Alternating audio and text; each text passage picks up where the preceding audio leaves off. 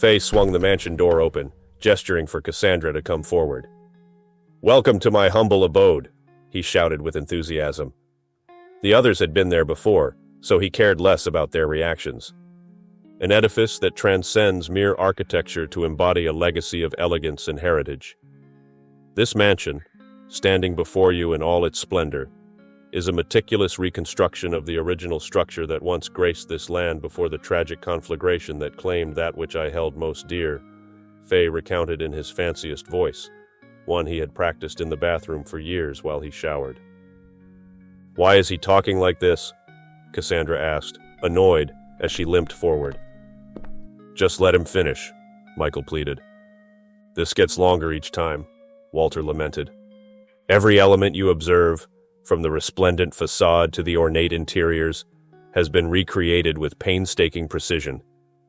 The grand vestibule opens into a world where the past and present coalesce, showcasing an array of intricate woodwork, hand-carved moldings, and shimmering chandeliers that illuminate the opulent corridors," Faye stated, gesturing up the small stairway into the front door.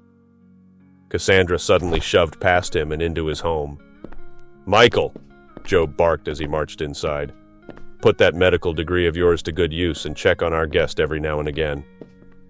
"I dropped out. Jerk off," Michael muttered to himself.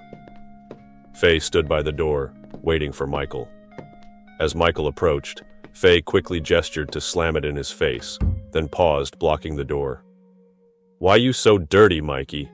Faye asked in a concerned tone. He knew acting concerned would hide his disgust at what appeared to be mud and blood staining Michael's hoodie. Michael studied himself and then smiled at Faye. "What if I told you I had to kill someone and hide their body?" "No way!" Faye shouted. "No way you could do something so badass and useful." "Okay, so maybe Job just made me look through some trash," Michael said dismissively. "He said it was to investigate for clues, but I think he just wanted to screw with me. Now let me in. I live here too." "Gross," Faye muttered. "Go shower, you trash digger. We can bust out the barbecue and board games after, as long as Trish doesn't try to get us to go train again. I am too beat. Hit the showers," Faye ordered as they went inside. Faye always knew Michael was a good liar. Even when they were younger, it was impossible to find out how many brothers Michael truly had. They all just settled that he had a huge family and pitied his mom. But he knew that whatever happened at the park was something Michael was not willing to share, and that nagged at the overly curious Faye. Riddles needed answers. "That's his parents and his brother in the picture," Job said as he approached Cassandra, who stood in the corner of the large living room examining a hand-painted portrait on the wall. Faye painted it himself. "Did they all die in the conflagration?" Cassandra asked as she continued to study the painting. They looked disappointed. Most people don't catch that in Faye's word vomit introduction. Job knew it pained his friend to say it, but it was always there. He might articulate it differently, even make it into a rhyme once, but it was always there. "I wanted to apologize for the team's behavior on the ride here. I'm not saying they'll do better or even try, but I'm sorry for it all either way." "It's cool," Cassandra muttered as she walked around the large center table. "They are annoying, but it's cool. Is this real Brazilian rosewood?" "Yes, it is," Job replied. "And the dog?" she asked, pointing at the statuesque Belgian shepherd seated in the corner of the room. Kiona was a striking Belgian Malinois with a sleek, muscular build. Her eyes were a captivating amber, bright and intelligent, with a piercing focus. Kiona's ears stood tall and alert, always ready to catch the faintest sounds. Her coat was a seamless blend of fawn and sable, with a subtle sheen that highlighted her well-defined physique. The perfect blend of beauty and menace. "Her name is Kiona," Job said with a slight smile. "We have traveled many miles together. Don't take this the wrong way, Cassandra. Just an hour ago, when I first met you, I took you as another street rat. But you seem to fly around this mansion like you own the place." He noticed her lips stiffen at that comment. "Now, I don't need your life story, and you don't need mine." "Why not?" Cassandra interrupted. If you are going to sit here and analyze me, how about you share a bit about you and the retarded Scooby gang? Where is your wife? She gestured with her head down at his wedding band. Does she know you gallivant around the city looking for ghosts and shit? I have seen things much worse than ghosts, but my wife didn't just know what I do. She is the reason I still do it. Why are you talking about her in the past tense? Cassandra took a deep breath.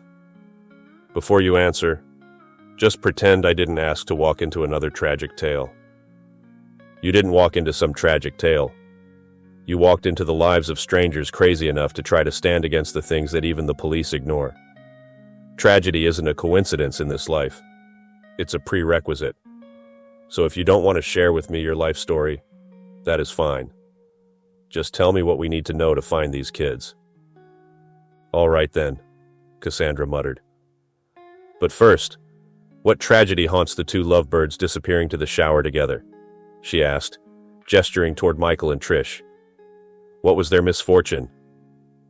Job stared at the blood-stained clothes of Michael and Trish. The two laughed together as they snuck off to the showers, not a care in the world for what happened at the park. No regrets. They met me, Job answered. Water filled the grand, freestanding bathtub, crafted from Italian Carrara marble in the center of the guest bathroom in Faye's estate. Please take your time to appreciate the smooth, polished marble surface as it gleams under the soft, ambient lighting, showcasing delicate veining patterns that exude sophistication, The toilet said as the recording began to play the second Michael entered the bathroom. The tub's deep, ergonomic design invites you to immerse yourself in a haven of relaxation, with gleaming gold fixtures adding a touch of regal opulence. The recording continued. It was recorded in Faye's own voice. Michael normally hated even pissing in the opulence of Mr. Toilet's presence. He always felt watched. Enjoy, the toilet said. But none of this could distract Michael as he remained entranced watching Trish slowly drop her blood-stained jeans to the floor. Casually, she pulled off her jacket, followed by the black blouse underneath. But before she could pull it over her head, Michael dashed toward her and held it over her eyes as he pressed his lips against hers. Take your time, he whispered. What do you think Faye will say about this? Trish asked seductively. We got in trouble last time. Well, then you shouldn't have married a bad boy. Cringe, she shouted as she pulled off her blouse and slapped him with it. I told you I hate when you say that. But what if I have been bad? Very bad. I killed 2 people today, she said flatly. Michael looked down at his towel. That is not going to get me going, babe. I am being serious, she replied. I killed 2 people today and... Never mind. And you don't feel bad, Michael replied. Well, shouldn't I feel guilty or remorseful or something? She sat down on the edge of the tub in contemplation. But all I can think about is my form when I did it. One of them nearly stabbed me. See, it was self-defense. He stood no chance. Trish looked up at him as he quickly looked up toward her face. Am I a bad person? Michael stopped and pondered his words carefully this time. Good and bad is the black and white concept that fuels naive people who don't realize how fucked this world really is. Michael sat down next to her. When I hit rock bottom, you pulled me up. So frankly, I don't care if you are a serial killer or the damn hollow heart killer. You are my life, my wife, and muse. He saw her lips crack into her glowing smile. It's me and you against the world, baby. Partners in crime, she said as she straddled his lap. Ride or die, she whispered as she pressed her lips against his. Make it quick, Faye shouted from the door. I need to go. Use the other bathroom, they shouted in unison.